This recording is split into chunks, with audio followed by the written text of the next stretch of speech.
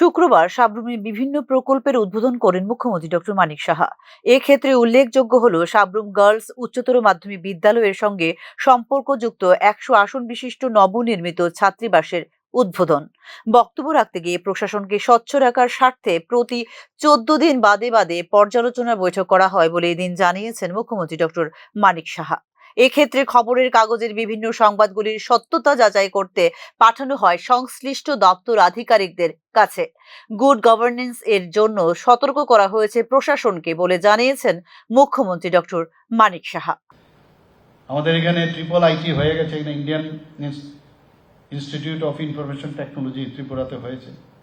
National forensic science university আমাদের এখানে হয়েছে। এখন ত্রিপুরা ইনস্টিটিউট অফ টেকনোলজি, যেটাকে আগে আমাদের পলিটেকনিক কলেজ আমাদের বলতাম, সেটাকে এখন আমরা ত্রিপুরা ইনস্টিটিউট অফ টেকনোলজি, সেখানে আমরা ড্রোন সেন্টার হিসাবে সেখানে আমি নিজেও সেখানে গিয়েছিলাম এবং সেখানে যাতে তার বিকাশ হয় এবং গবেষণার যে কেন্দ্র সেটা সেখানে শুরু হয়েছে।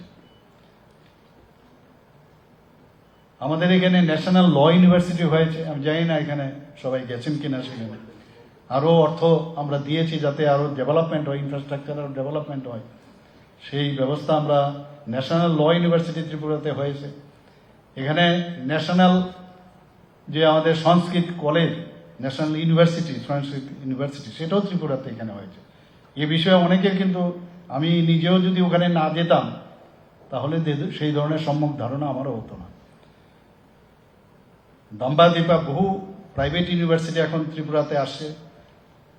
বর্তমানে পাল্টেছে রাজনীতির পরিভাষা। এক্ষেত্রে নিঃস্বার্থভাবে কাজ করার জন্য রাজনীতিতে আসতে হবে বলে জানিয়েছেন মুখ্যমন্ত্রী ডক্টর মানিক সাহা। স্কুলের উচ্চ মাধ্যমিক যদি পরীক্ষার কথা বলি 71%, এবং সেখানেও গত বছরের তুলনায় 21%। 100% সাফল্য বিদ্যাজ্যোতি স্কুলের 5টি। তো সেইভাবে আমরা যাতে এখানে গুণগত, যেটা বলেছেন আমাদের সেক্রেটারি মহোদয়, যে কোয়ালিটিভ এডুকেশন দেওয়ার জন্য আমরা চেষ্টা করছি। এবং ন্যাপ, যেটা ন্যাশনাল এডুকেশন পলিসি, মাননীয় প্রধানমন্ত্রীজি সেটা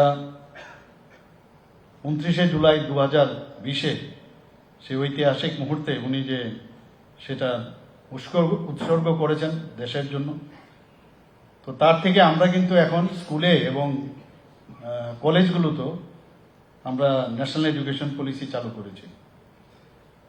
আমরা মুখ্যমন্ত্রী কন্যা আত্মনির্ভর যোজনায় আমরা তো মেয়েদের জন্য ক্লাস 9-এর উত্তীর্ণ যারা আছে তাদেরকে আমরা দিচ্ছি বাইসাইকেল দিচ্ছি। এবার আমরা মুখ্যমন্ত্রী কন্যা আত্মনির্ভর যোজনায় জেলা, নগর থেকে শুরু করে পঞ্চায়েত ও ভিলেজ এলাকা পর্যন্ত পরিকাঠামো উন্নয়নে কাজ করছে রাজ্য সরকার। এবছর এখন পর্যন্ত সারা রাজ্যে 580 কোটি টাকার বিভিন্ন উন্নয়নমূলক প্রকল্পের উদ্বোধন করা হয়েছে বলে এদিন জানিয়েছেন মুখ্যমন্ত্রী ডক্টর মানিক সাহা।